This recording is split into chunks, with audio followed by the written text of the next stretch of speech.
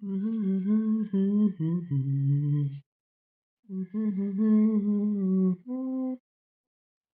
ಸಾಹೇಬ್ರು ಜೋರಿದ್ದೀರಾ ಹಾಡು ಗಿಡು ಎಲ್ಲ ಕೇಳ್ಕೊಂಡು? ಹ್ಞೂ ನಾನು ಮೇಡಮ್ ಅವ್ರಿಗೆ ವೇಟಿಂಗ್ ಮಾಡತ್ತೀನಿ. ಮೇಡಮ್ ಅವ್ರು ಬಂದೇ ಬಿಟ್ರಲ್ಲ. ಏನು ರೀ ಮೇಡಮ, ನಾನು ಮರ್ತಾ ಬಿಟ್ಟರ್ನೆ ನೀವು ನಾದ್ನಿನ ನೋಡ್ಕೊಳ್ಳೋ ಇದ್ರಾಗ? ಹಾಗೇನಿಲ್ಲ ರೀ, ನಿಮ್ಮನ್ನು ಮರೆತ್ರೆ ನಾನು ಬದುಕಕ್ಕಾಕತ್ತೇನ? ಇಲ್ಲ, ನನ್ನ ಜೀವನದಾಗ ಯಾವತ್ತಿದ್ರೂ ಮೊದಲು ನಿಮ್ಗೆ ಆದ್ಯತೆ, ಗೊತ್ತಾ? ಅದು ಬಿಡಿ, ಏನು ಮಾಡಕತ್ತಿದ್ರಿ? Very good morning friends. ಏನು ಗೊತ್ತಾ, ಬೆಳಗ್ಗೆನೆ 3 ಗಂಟೆಗೆ ಎದ್ದು ವಿಡಿಯೋ ಮಾಡ್ತಾ ಇದ್ದೀನಿ. ಎಲ್ಲರೂ ಮಲ್ಕೊಂಡಿದ್ದಾರೆ. ಸ್ವಲ್ಪ ಸೌಂಡ್ ಕಮ್ಮಿ ಬರ್ಬೋದು, ಸ್ವಲ್ಪ ಅಡ್ಜಸ್ಟ್ ಮಾಡ್ಕೊಳ್ಳಿ. ಎಲ್ಲರಿಗೂ ಗುಡ್ ಮಾರ್ನಿಂಗ್.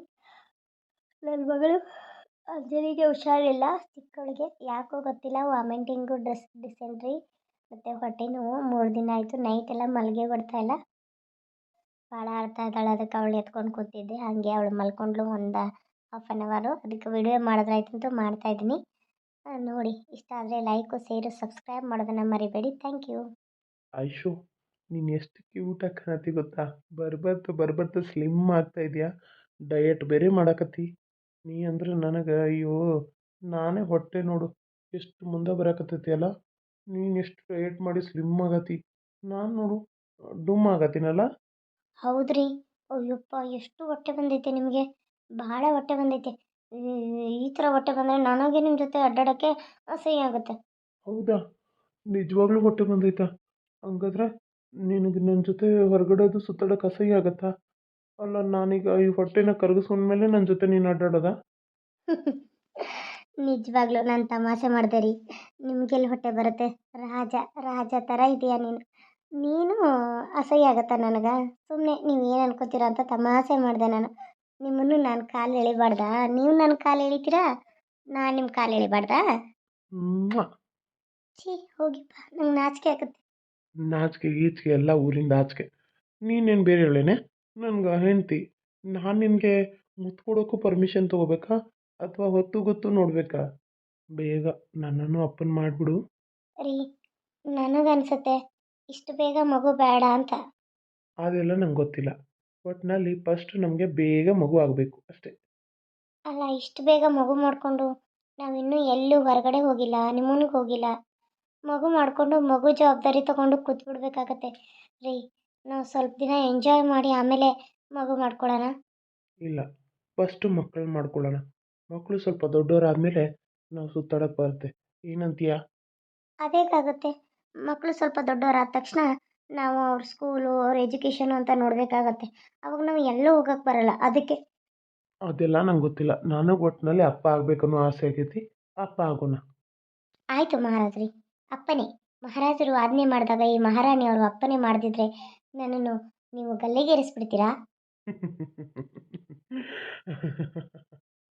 ಪ್ರೀತಿ ನೀನಿಲ್ಲದೆ ನಾ ಹೇಗಿರಲಿ, ಪ್ರೀತಿ ನಿನ್ನೊಂದಿಗೆ ನನ್ನ ಬಾಳಿರಲಿ, ನಿನಗಾಗಿ ನಿನಗಾಗಿ ಈ ಜನ್ಮ ನಿನಗಾಗಿ. ಅಯ್ಯೋ, ನಾನು ಯಾಕಾದರೂ ಬಂದ. ರೀ, ನಿಮ್ಮ ತಮ್ಮ ಬಂದ ನೋಡಿ ಇಲ್ಲಿ. ಕವಾಮೆ ಅಡ್ಡಿ ಅಂದಂಗೆ ಒಂದು ಒಳ್ಳೆ ಟೈಮಲ್ಲಿ ಬಂದು ಬೇಕಾದ ಬಂದಂಗೆ ಬಂದ್ಬಿಟ್ಟ. ಏನು ಮಾಡೋದಿನ್ನ? ಲೇ ಬಾರಲೇ, ಯಾಕೆ ಹೊಂಟಿದ್ಯಾ? ಅದು ಅದು ಅಣ್ಣ, ಅದು ನಾನು ಹಂಗೆ ಬಂದೆ. ಅದಕ್ಕೆ ಇಲ್ಲ ಇಲ್ಲ ಹೋಗ್ತೀನಿ, ಆಮೇಲೆ ಬರ್ತೀನಿ. ಅದು ಇದು ಅನ್ನೋದು ಬಿಡು, ಬಂದ ವಿಷಯ ಏನು ಹೇಳು? ಏನು? ಅದು ನಾನು ಒಂದು ಸ್ವಂತ ಕೆಲಸ ಮಾಡಬೇಕು ಅಂದ್ಕೊಂಡಿದ್ನಲ್ಲ, ಅದು ನಾನು ಜೆರಾಕ್ಸು, ಆಮೇಲೆ computer work, D T P Tally ಈ ಥರ ಎಲ್ಲ ಮಾಡಿಕೊಂಡು ಏನಾದರೂ ಒಂದು ಮಾಡ್ಕೊಂಡ್ರಾಯ್ತು ಅಂತ. ಹೌದಾ, ಸರಿ ಆಯಿತು, ಮಾಡಲ. ನಿಂಗೆ ಏನು ಒಳ್ಳೇದು ಅನ್ಸುತ್ತೋ ಅದು ಮಾಡು. ನನ್ನ ಅಂಗಡಿಲೇ ಬಾ ಅಂದೆ, ನೀ ಅಲ್ಲೇ ಮುಂದೆ ಒಂದು ಅಂಗಡಿ ಇಡ್ತೇನಂತೆ. ಆಯಿತು ಇಡು. ಅದು ಎಲ್ಲರಿಗೂ ಹೆಲ್ಪ್ ಆಗುತ್ತೆ, ಒಂದು ಒಳ್ಳೆ ಕೆಲಸನೂ ಆಗುತ್ತೆ. ಆಯಿತು, ಜೆರಾಕ್ಸ್ ಅಂಗಡಿ ಇಡ್ತೀಯ, ಎಷ್ಟು ಬಂಡವಾಳ ಆಗುತ್ತೆ? ನಾ ಈಗ ಅಂಗಡಿ ರೆಡಿ ಮಾಡ್ಕೋಬೇಕು, ಅಡ್ವಾನ್ಸ್ ಕೊಡಬೇಕು. ಮತ್ತು ನಾನು ಒಂದು ಜೆರಾಕ್ಸ್ ಮಿಷನ್ ತರಬೇಕು, ಮತ್ತು ಒಂದು ಕಂಪ್ಯೂಟ್ರ್ ತರಬೇಕಿತ್ತು. ಅದನ್ನು ಪ್ರಿಂಟಿಂಗ್ ಮಾಡೋದು, ಪ್ರಿಂಟ್ ಮಿಷನ್ ತರಬೇಕು. ಎಲ್ಲ ಸೇರಿ ಒಂದು ₹1,00,000 ಬೇಕಣ್ಣ.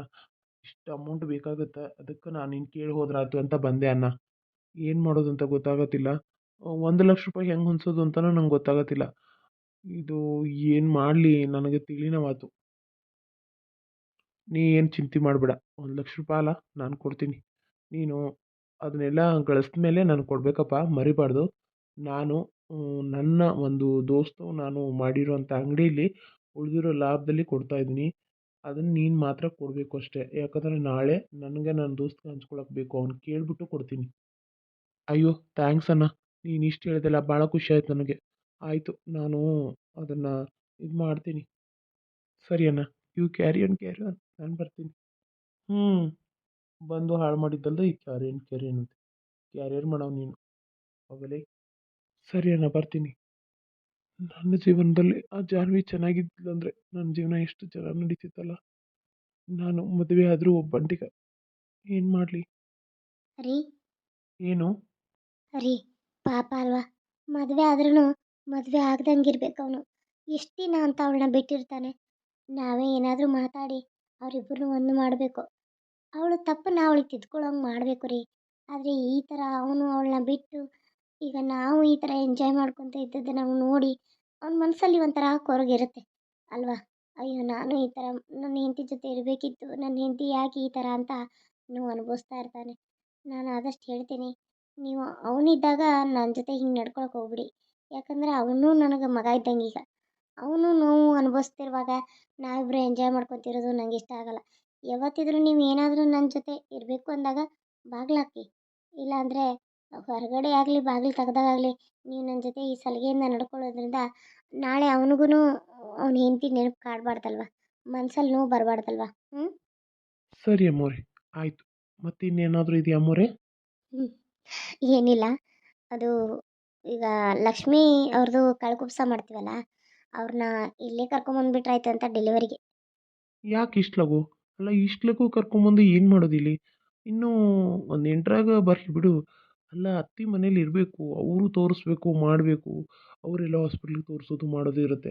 ಡೆಲಿವರಿ ಖರ್ಚೆಲ್ಲ ನಮ್ಮ ನೋಡ್ಕೋದಿರುತ್ತೆ. ಯಾಕೆ?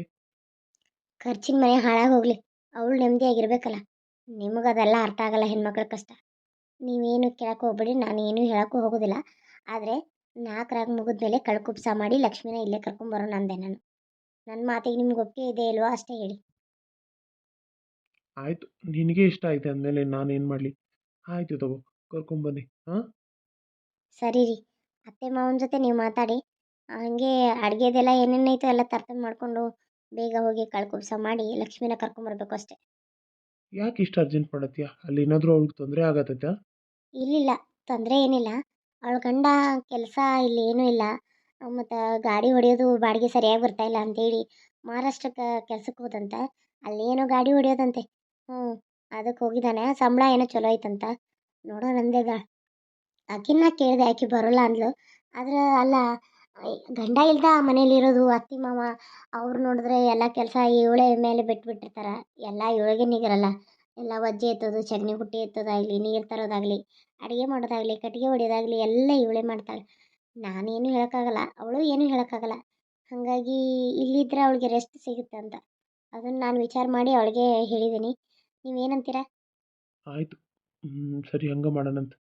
ಮತ್ತೆ ಏನಾರ ಸುದ್ದಿ ಜಾನ್ವಿದು? ಏನೂ ಸುದ್ದಿ ಇಲ್ಲ, ಏನೂ ಫೋನು ಹಚ್ಚಿಲ್ಲ ಅವರು. ಏನೂ ಇಲ್ಲ. ಆದರೆ ಹಚ್ಚಿ ನೋಡಿ ಇದಕ್ಕೆ ಹೋದವರು, ಅದೇನದು ದೇವಸ್ಥಾನಗಳಿಗೆ ನೋಡೋಕೆ ಹೋದವರು, ಅವ್ರು ಇನ್ನೂ ಬಂದೇ ಇಲ್ಲ. ಆ, ಏನೋ ಗೊತ್ತಿಲ್ಲ, ಅವ್ರು ಒಟ್ಟು ಹೋಗಿದ್ರೆ ನಮ್ಗೆ ಅದು ಗೊತ್ತಾಗ್ತಿತ್ತು. ಹೋಗಲಿ ಬಿಡು. ವಯಸ್ಸಾದ್ಮೇಲೆ ಕಾಶಿ ಯಾತ್ರೆಗೆ ಹೋಗ್ತಾರೆ ಅಂತಿದ್ರ. ಮತ್ತೆ ಇನ್ನೇನು ಮಾಡೋದು, ಹೋಗೋಣ. ಅವ್ರು ಹೋಗಲಿ, ಮತ್ತು ಅಕ್ಕಿ ಅಲ್ಲಿ ಇದ್ದಿದ್ರು ಕಾಡ್ತಿದ್ಲಕ್ಕಿ. ಇರಲಿ, ಸರಿ ಆಯಿತು. ನೀನು ನೋಡು, ವಿಚಾರ ಮಾಡು, ಅವನ ಜೊತೆ ಮಾತಾಡಿ ಲಕ್ಷ್ಮಿನ ಕರ್ಕೊಂಬರೋದು ವಿಚಾರ ಮಾಡು. ನಾನೊಂದು ಸ್ವಲ್ಪ ವರ್ಕ್ ಐತೆ, ಬರ್ತೀನಿ. ಹಾಗೆ ಲಕ್ಷ್ಮಿಗೆ ಏನು ಕೊಡಿಸ್ದೆ? ಅವ್ರಿಗೆ ಸ್ವಲ್ಪ ಡ್ರೆಸ್ಸು ನೈಟಿ ಕೊಡಿಸಿದ್ದೀನಿ, ಕಂಫರ್ಟೇಬಲ್ ಆಗಿರಲಿ ಅಂತ. ಏನು ಸೀರೆ ಉಟ್ಕೊಳ್ಳೋದಲ್ಲ, ಅದಕ್ಕೆ ಡ್ರೆಸ್ ಹಾಕ್ಕೊಳ್ಳಿ ಏನಕತ್ತೀನಿ. ಹಾಕೋತಾಳಂತ ಡ್ರೆಸ್ಸು? ಇಲ್ಲ, ಒಲ್ಲೆ ಅನ್ನತ್ತಿದ್ಲು. ನಾನೇ ಕೊಡಿಸಿದ್ದೀನಿ, ಪ್ರೆಗ್ನೆಂಟ್ ಟೈಮಲ್ಲೆಲ್ಲ ಬೇಕಾಗತ್ತೆ. ಸೀರೆ ಉಡೋಕತ್ರ ಹೊಟ್ಟೆ ಲಂಗ ಚಿಟಿ ಚಿಟಿ ಅನ್ನತ್ತೆ. ಅದಕ್ಕೆ ಡ್ರೆಸ್ ಹಾಕ್ಕೊಳ್ಳಿ ಅಂದೇನಿ. ಏನು ಮಾಡ್ತಾಳೋ ನೋಡಬೇಕು. ಕಂಫರ್ಟೇಬಲ್ ಆಗುವಂಗೆ ಡಬಲ್ ಎಕ್ಸೆಲ್ಲ ಕೊಡಿಸಿ ಬಂದೀನಿ. ಹ್ಞೂ, ಸರಿ ಆಯಿತು. ನಂದು ಏನೂ ಆಗಲಿಲ್ಲ, ಎಲ್ಲ ಈ ಸಲ ನನ್ನ ಹಣೆ ಬರನೇ ಚೆನ್ನಾಗಿಲ್ಲ. ನಾನು ಏನು ಮಾಡಿದ್ರೂ ಆಗಲ್ಲ.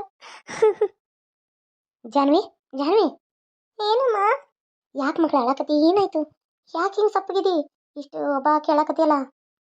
ಅದು ನಾನು ಮಿಸ್ ಇಂಡಿಯಾ ಕಾಂಪಿಟೇಷನ್ಗೆ ಹೋಗಿದ್ನಲ್ಲ, 100ರಲ್ಲಿ ಸೆಲೆಕ್ಟ್ ಆಗಿದ್ದೆ. ಇನ್ನೊಂದು ಸೆಲೆಕ್ಟ್ ಆಗಬೇಕಾಗಿತ್ತು, ಅದಕ್ಕೆ ನಾನು ಇದನ್ನ ಮಾಡಕ್ಕೆ ಹೋಗಿದ್ದೆ.